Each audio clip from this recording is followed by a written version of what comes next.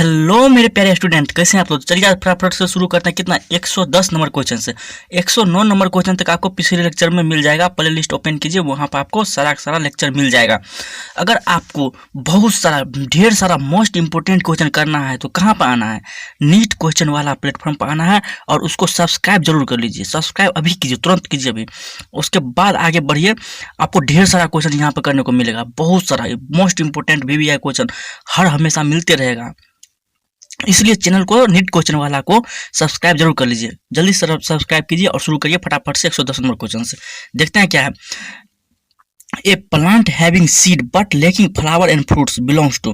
क्या कहता है, प्लांट जो सीड, जिसके पास सीड होता है बट लेकिन क्या कहता है, लैक करता है फ्लावर एंड फ्रूट। फ्लावर और फ्रूट लैक करता है, वो किससे बिलोंग करेगा? तो वो कौन क्या होगा, टेरोफाइट होगा या मोसेज होगा या फर्न होगा या जिम्नोस्पर्म होगा। अब हम जानते हैं on the basis of seed, seed के आधार पर प्लांट कितने प्रकार के होते हैं। प्लांट दो प्रकार के होते हैं, क्रिप्टोगेमी और फेनरोगेमी। क्रिप्टोगेमी क्या होता है, क्रिप्टोगेमी सीडलेस होता है, जिसके पास सीड नहीं होता। और फेनरोगेमी में क्या होता है, सीड बियरिंग, जिसके पास सीड होता है। चलिए देखते हैं कौन कौन आता है सीडलेस प्लांट में, कौन कौन आता है सीड बियरिंग प्लांट में। देखते हैं कौन कौन है। देखिए सीडलेस प्लांट में क्या है, एल्गी, ब्रायो और टेइडो, जिसके पास सीड नहीं होता है। कौन कौन है, एल्गी, ब्रायो और टेइडो है सीडलेस प्लांट में। और सीड बियरिंग प्लांट में कौन कौन है, जिम्नो, एनजियो, यानी कि जिम्नो और एनजियो। अब हमको क्वेश्चन में क्या पूछा था, फ्लावर और फ्रूट भी लैक करता है, यानी कि फ्लावर और फ्रूट भी नहीं होना चाहिए। वो कौन प्लांट होगा, वो किससे बिलोंग करेगा? तो देखिए सबसे पहले आपको बता दें कि एंजियोस्पर्म क्या है, फ्लावरिंग प्लांट है, जिसके पास फ्लावर होता है। लेकिन जिम्नो के पास क्या होता है, फ्लावर नहीं होता है। तो यहाँ से फ्लावर आपको लैक कर गया कौन, जिम्नो के पास फ्लावर नहीं होता है। तो हाँ, जिम्नो के पास फ्लावर नहीं होता है, लेकिन इसके पास एक चीज और नहीं होता है। वो चीज़ क्या है, वो चीज़ है ओवरी। इसके पास नो ओवरी, यानी कि ओवरी नहीं होता है, लेकिन एनजियो के पास ओवरी होता है। अगर ओवरी नहीं होगा तो इसको फ्रूट भी नहीं होगा, क्योंकि ओवरी ही आगे चल के डेवलप होकर फ्रूट फॉर्म करता है। यानी कि फ्लावर तो नहीं है, लेकिन फ्रूट भी लेक कर गया। क्यों लेक कर गया, फ्रूट भी क्यों नहीं है उसके पास, क्योंकि उसके पास ओवरी ही नहीं है। अगर ओवरी नहीं होगा तो नेक्ड ओव्यूल होगा, नेक्ड ओव्यूल होगा तो क्या होगा, नेक्ड सीड भी होगा। सीड भी नेक्ड होगा, लेकिन सीड होता है, इसके पास सीड होता है, लेकिन फ्रूट भी नहीं हुआ क्योंकि ओवरी एब्सेंट है। फ्रूट और क्या हुआ, फ्लावर तो नहीं होगा, क्योंकि फ्लावर ये जिम्नोस्पर्म में जिम्नोस्पर्म में फ्लावर प्रोड्यूस ही नहीं होता है। और किस में प्रोड्यूस होता है फ्लावर, एनजियो में। एनजियो को क्योंकि इसलिए क्यों कहा जाता है, एनजियो को फ्लावरिंग प्लांट कहा जाता है।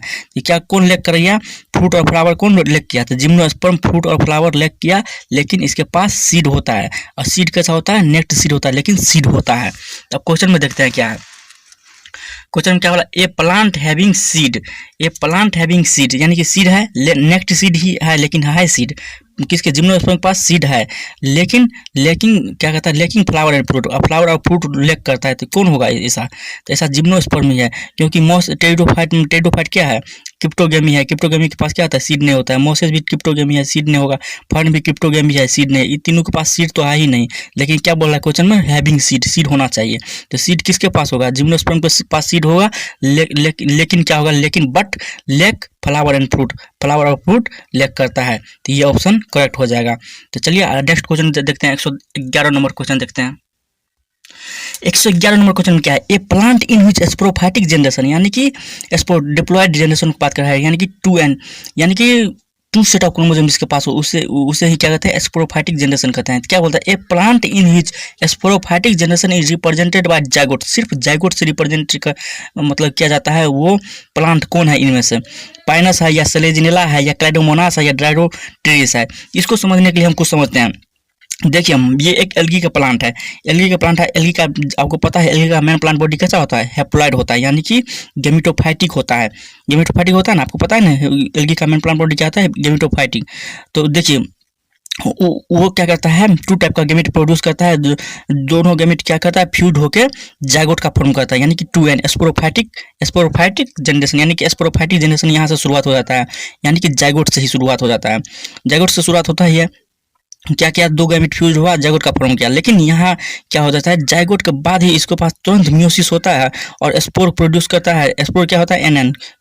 म्यूसिस डिवीजन में क्या होता है, क्रोमोसोम हाफ हाफ हो जाता है, यानी कि 2 भाग में बढ़ जाता है, दोनों का संख्या आधा हो जाता है। जैसे 2n है तो nn में डिवाइड हो जाएगा। तो क्या होगा, फिर से ये स्पोर डेवलप होकर क्या होगा, स्पोर डेवलप होकर मैन प्लांट बॉडी गेमेटोफाइट बना लेता है। यानी कि इसका जो होता है एल्गी में सिर्फ कुछ ही समय के लिए जाइगोट रहता है, यानी कि स्पोरोफाइटिक जनरेशन कुछ ही समय के लिए रहता है इसमें एल्गी में।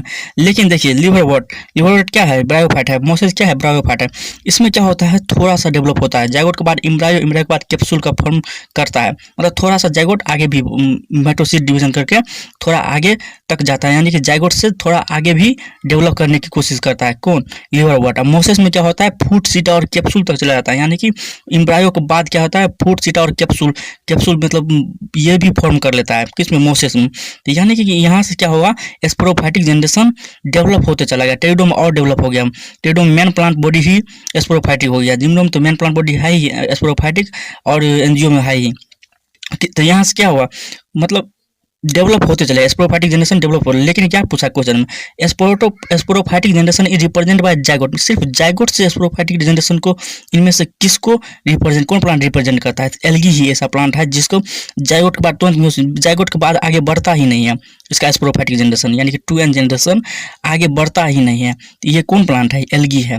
एल्गी के अंदर कौन आता है, क्लेडोमोनास एल्गी ही है। तो इसका आंसर क्या हो जाएगा, एल्गी। लेकिन पाइनस क्या है, जिम्नोस्पर्म है। चलेजिना क्या है, टेरिडोफाइट है। डेरोटेरिस क्या है, टेरिडोफाइट है। इस सब में क्या होता है, मेन प्लांट बॉडी स्पोरोफाइटिक हो जाता है, यानी कि मेन प्लांट बॉडी ही स्पोरोफाइटिक हो जाता है। जाइगोट से बहुत ज़्यादा डेवलप हो जाता है। जाइगोट से आगे माइटोसिस डिवीजन करके मेन प्लांट बॉडी ही बना लेता है, पाइनस में, सेलेजिनेला में, डायोटेरियस में। लेकिन जाइगोट में सॉरी कैलेडोमोनास में सिर्फ जाइगोट तक ही रहता है। जाइगोट बनने के तुरंत बाद म्यूसिस डिवीजन होकर फिर से मेन प्लांट बॉडी गेमेटोफाइटिक बना लेता है।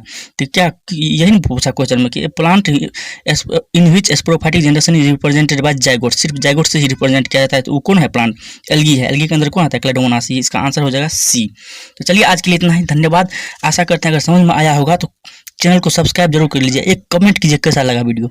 आज के लिए इतना ही, धन्यवाद। चलिए नेक्स्ट क्वेश्चन के साथ नेक्स्ट वीडियो में मिलते हैं।